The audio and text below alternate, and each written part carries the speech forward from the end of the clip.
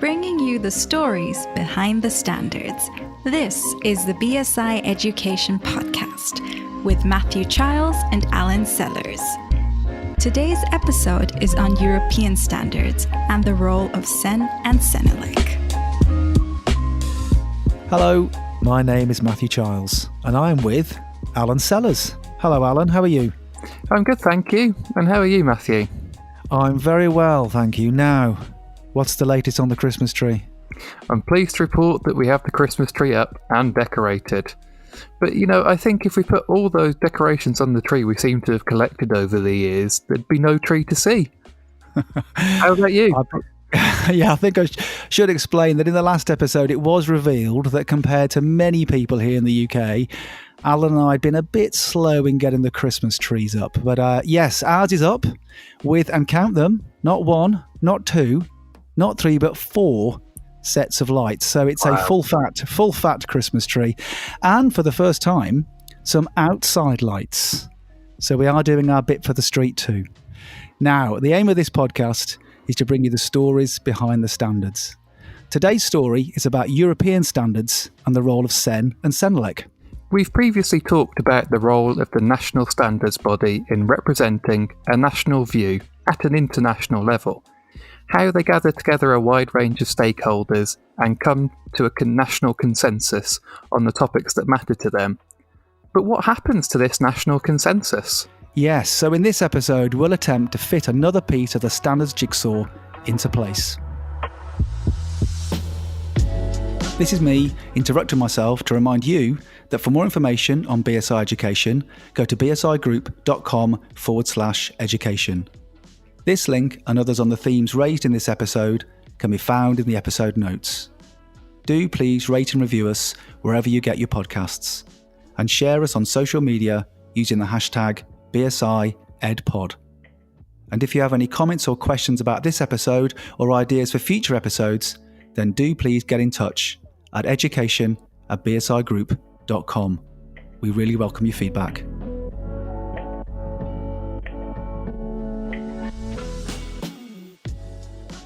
Our guest today couldn't be better placed to talk about European standardisation. She is Elena Santiago Cid. Since 2010, Elena has been Director General of CEN and CENELEC, responsible for overall leadership and management of the organisations. She also represents CEN and CENELEC within the European standardisation system. She manages the institutional relations with the European Union institutions and the European Free Trade Association, and is responsible for relations with the European sister organisation ETSI, more about which in a moment, and with the international standards organisations ISO and IEC. I asked Elena to look back on the successes of CEN and CENELEC, and also to describe how European standards will be helping to meet some of the current policy challenges facing Europe and beyond. But before we hear from Elena, here's a quick guide to CEN and CENELEC. CEN is the European Committee for Standardization, an association that brings together the national standardization bodies of 34 European countries. CENELEC is a European Committee for Electrotechnical Standardization. Both CEN and CENELEC are officially recognized as European standardization organizations alongside ETSI, the European Telecommunications Standards Institute. CEN, CENELEC, their national members and standards committees work jointly to develop standards that are considered necessary by the market and or to support the implementation of European legislation. Currently, there are more than 90,000 experts involved in European standardization, working in 500 technical committees and almost 2,000 working groups. The European standardization system is unique in the world. After a European standard is published, each national standards body or committee is obliged to withdraw any national standard that conflicts with the new European standard. So, one European standard becomes the national standard in all 34 member countries of CEN and CENELEC.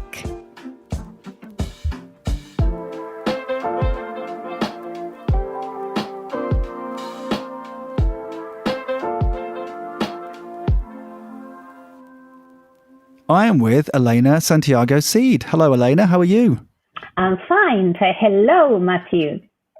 It's absolutely fantastic to have you on the podcast. Now, we're laughing a little bit there, Elena, because we've had some technical issues in getting this interview. This second time we've recorded this interview, so I'm really glad to say I can hear you loud and clear.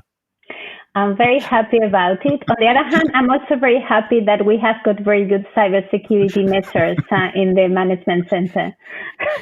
That's what I like about you, Elena. You're bringing it back to standards all the time. So thank you for that.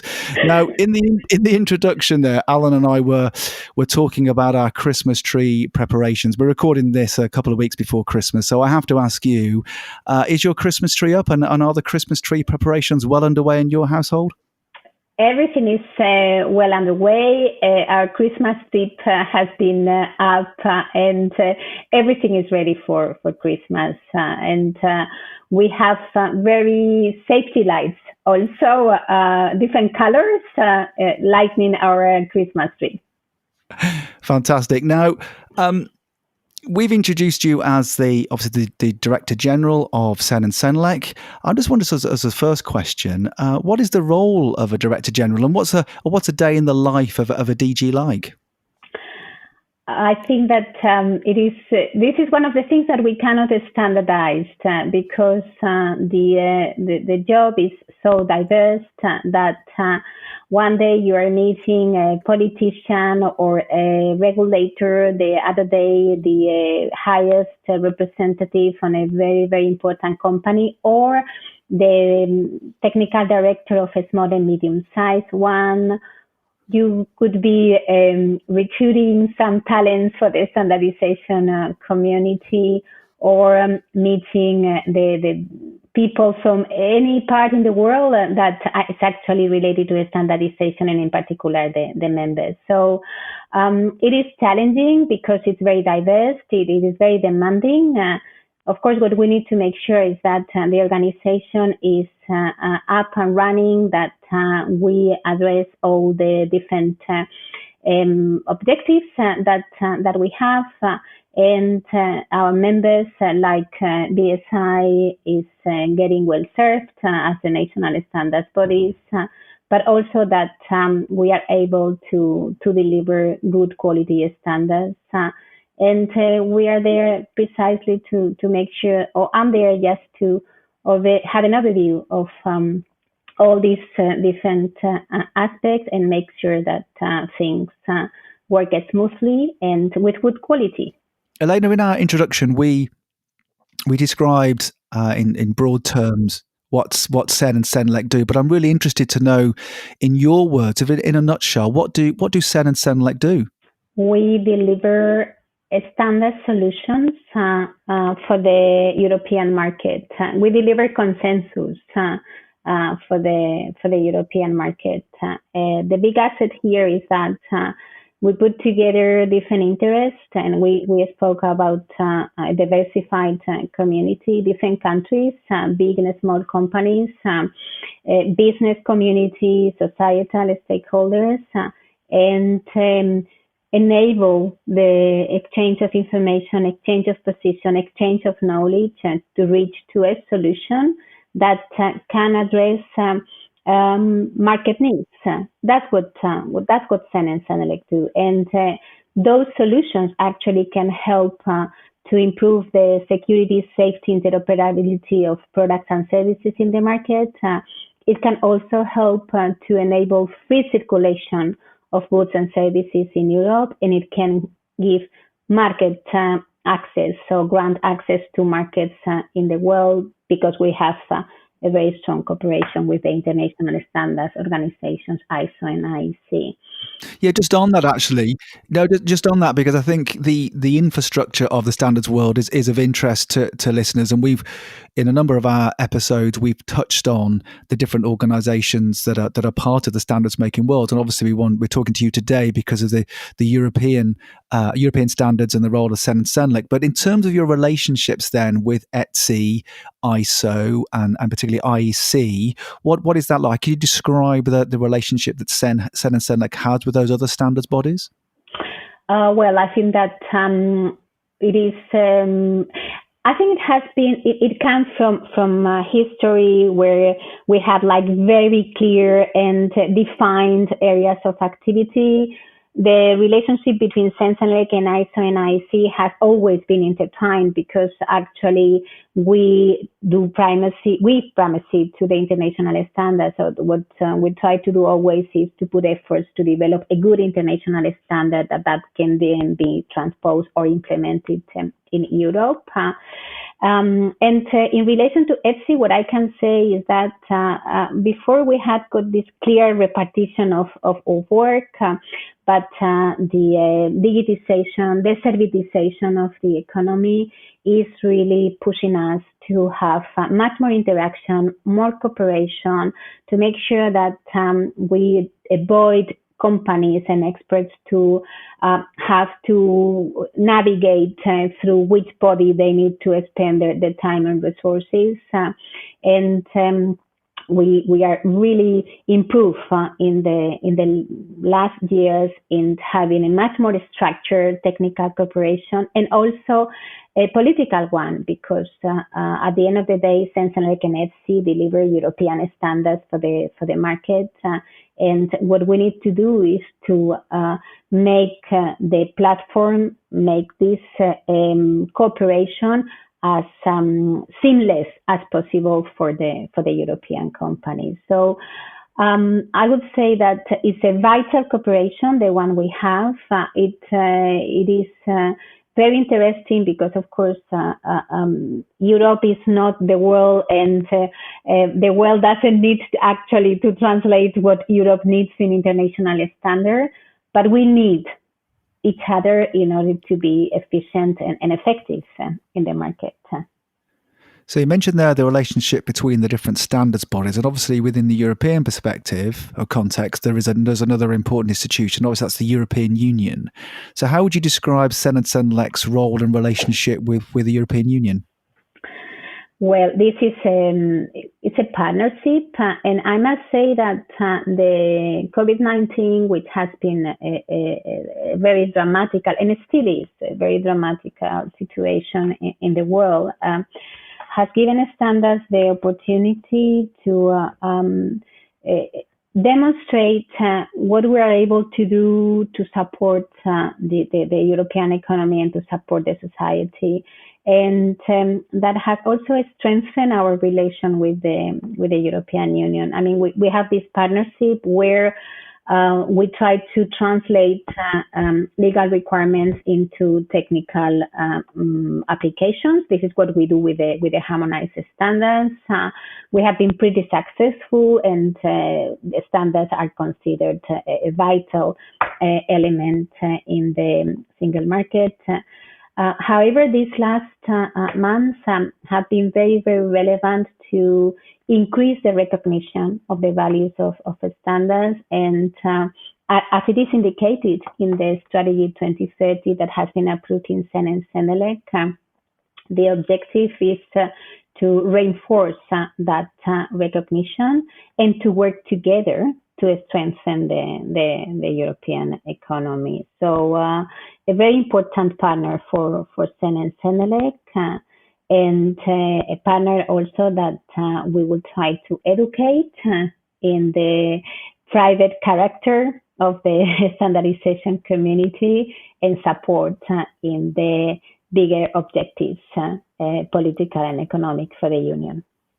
Just on that, Elena, you mentioned their harmonised standards. Could you describe a bit more detail about that? What is a harmonised standard? A harmonized standard is a European standard, actually, that is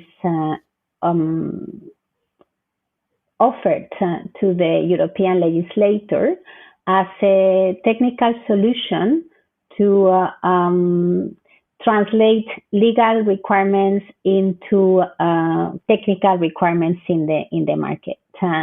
So the harmonized standards actually are developed or are based on a standards that are already existing, where there is a check of what are the legal requirements in the European legislation related to specific products or goods, and how those requirements can actually be implemented and applied in the products. We offer those standards after we have received a request from the European Commission, and then the European Commission cite the reference to those standards in the official journal. Then they become harmonized standards. The harmonized standards have got a big advantage because they provide presumption of conformity. So if you are someone placing a product in the European market, you could be a manufacturer, but also you could be a retailer, an importer, and you make sure that your product comply with the requirements of the European standard, that is a harmonized standard. You are presumed to be in conformity with the relevant legislation for which that standard is harmonized. It's a kind of, passport, but taking into account the relevant public interest measures to place products in the market. And in terms of the sort of European standards portfolio, what sort of proportion of the CEN and CENELEC's work is around harmonised standards? Is it a small amount or a large amount? Oh, it's around between 15 and 20%. It really depends, but it has never gone up more than 20%. So some of those are also based on international standards, which is very important. So the harmonized standards are not just purely European developed documents. Those are standards that may have been developed in ISO and IC, and they fit for purpose to support the European legislation. But just to answer your question very quickly, it's around between 15 and 20% of the full catalogue. Mm-hmm. Now, you're celebrating 60 years of contribution to European standardisation this year, and I'm just wondering, looking back, what do you think have been CEN and CENELEC's biggest successes over that period? I think that the biggest success is to having been able for 60 years to build consensus, to mobilize, put together interest from quite a diverse number of parties, and manage to every year increasingly develop solutions that have been agreed by all the parties. So I think this is the great success. Of course, we can speak about the big support we have been given to the single market, and also the increasingly contribution to the competitiveness of the industry. But the essence of what we do is the great success, and that is building consensus. And looking forward then, I'll ask you to crystal ball gaze now. What do you see as the sort of biggest policy challenges we're facing? You've mentioned COVID and COVID-19, and obviously that's going to be an ongoing issue for countries around the world for the foreseeable future. I just wonder what the other big policy challenges are, and then what's the role you feel of standards in helping to meet those challenges? Well, one is clearly the digital economy and our own digitalization of the process, because we come from a very traditional way of working, a very specific culture of the way we work, and the world and the technology is moving very, very fast, and we need to make sure that our standards keep up to speed with the evolution of the technology without sacrificing the big values and principles of the European standardization. So that is clearly a big challenge for us. We have made significant progress in the last years. And if I may mention a third one, it is really to keep up with engaging the diversity and the diverse set of stakeholders that need to be involved in our system to make it successful. So the young generation, young engineers or young professionals, not necessarily engineers, gender responsible, so to have to address the gender aspect in the standards, disability aspect. So in general, the evolution of the society and how standards can also at the same time evolve in that direction. Yes, I'm glad you mentioned that. So the next generation of standards makers, it's something that we're very conscious here at BSI, and lots of other national standards bodies are too. I'll just be interested in how do you ensure that they play a role? I mean, what are the ways in which we can engage that next generation of standards makers? Well, first of all, I think that we need to become more attractive to them. As I said, we have been very much focused on improving our processes and our systems, but I think that the young generations have a different way of working, and we have a lot of digital natives that are very used to technology. And also we need to promote much better the beautiful aspects of standardization. These are things that we don't do very well. We don't communicate very clearly about what we do, how we do it, the advantages of participating in a standardization community where actually you meet people from all over the world, where you have got a very rich discussion that can also be very, very dynamic. So we need first to modernize the way we work. We need to engage much more with the digital economy and with the digital tools. And we need to promote better those aspects that are inherent to the standardization process and that are not so well known by the young generations. So I don't want that the standards are kind of connected with a very traditional, old-fashioned way of working, but more like a dynamic, digital, and international with a multicultural aspects approach, delivering solutions, of course. I like what you were saying there about the sort of dynamism and that international perspective, but also the beauty of standards making. I think that's a very nice thought. As a final thought, then, I'm interested in the sort of future vision for CEN and CENELEC. How do you see that? We have our strategy 2030 that has been just approved. I can think on a completely different picture for us. So our asset is to elaborate and to evolve in our partnership with industry, partnership with the European legislators, being considered as real market solution providers. And that the society, the business see us as a very, very attractive tool, an organization to work with, but also that is able to react very quickly and in an agile manner to new challenges. And this is the vision that I have for CEN and CENELEC.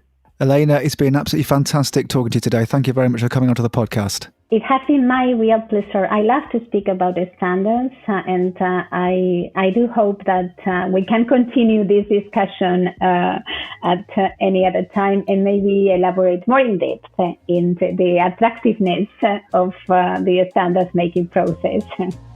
You have been listening to an episode of the BSI Education Podcast.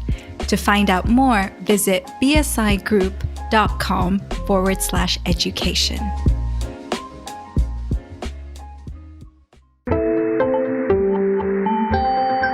You just heard a Stripped Media production.